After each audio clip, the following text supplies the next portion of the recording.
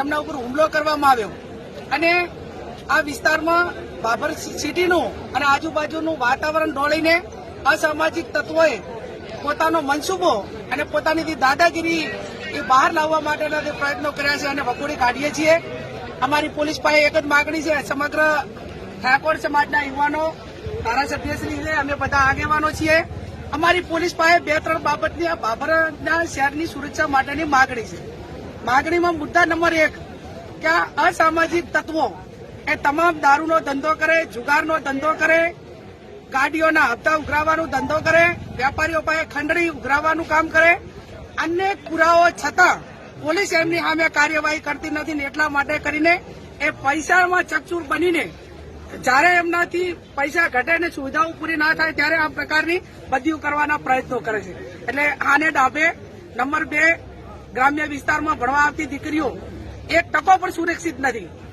2 નંબરના બાઇકો લઈને સતત યુવાનો અસામાજિક તત્વો એમની સામે રેકિંગ કરીને ખરાબ ધંધા કરવા માટેના પ્રયત્નો કરતા હોય છે।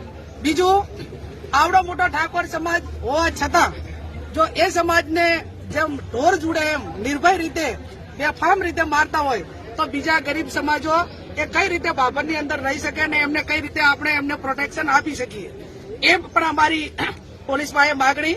બીજું કે આ ઘટના બની એ ટાઈમે બાબર ટાઉનની પોલીસ અહીંયા હાજર હશે, એને પોઈન્ટ આપેલો છે, તો પોલીસે પોતાની જે જવાબદારી છે એ શા માટે કાર્યવાહી ન કરી? જ્યારે એ લોકો મારીને નાહી ગયા અને એમ્બ્યુલન્સ આવી ત્યાં સુધી પોલીસનું કોઈ કાર્યવાહી નજરની સામે નથી આવી। બીજું, બજારની અંદર હોન્ડાથી લીધેલા બાઇકો હોય, બીજું અન્ય ઉઘરાણી હોય તો જે તે એજન્સીઓને કરવાની હોય, પોલીસને કરવાની હોય, એના બદલે અસામાજિક તત્વો એ આ વારંવાર હોન્ડાવાળાના બાઇકવાળા પાસે હપ્તાને ઉઘરાણી કરાવતા હોય છે અને એના હિસાબે અવારનવાર આ બબાલું થતી હોય છે। એટલે આ કેસમાં અમારી ગંભીરતાપૂર્વક પોલીસ પાસે માગણી છે, તમામ આરોપીઓને પકડીને જેલને હવાલે કરે અને જેમ રાજ્યના ગૃહમંત્રીએ કીધું કે અસામાજિક તત્વો જે તે ટાઉનમાં છે એનું વરઘોડું કાઢવામાં આવશે।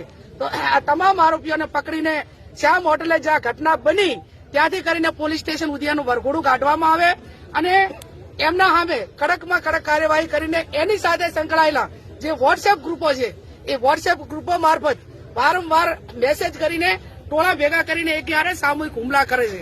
તો આ કઈ રીતે બંધાય, આ બાબતની માગણીઓ એ અમારી પોલીસ પાસે છે। અત્યારે અમે બધા જ બજારમાં મૌન રીતે ચાલીશું, બજારના વેપારીઓને વિનંતી કરશું કે બજાર બંધ રાખીને અમને સમર્થન આપે અને કાયદો અને વ્યવસ્થા જળવાઈ રહે એ રીતે શાંતિમય